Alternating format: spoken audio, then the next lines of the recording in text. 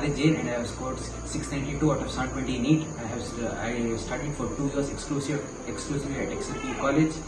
I used to study for approximately 6 to 7 hours per day.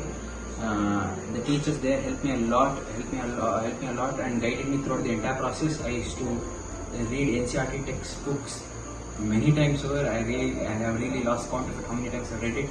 I would like my juniors to do the same. Read as much as you can. Do not be distracted. Do not spend too much time on mobile, etc. We also used to have study hours in our college from 6 to 10 o'clock. Our teachers used to be available in that time for doubt clearing sessions, which really helped me achieve my goals.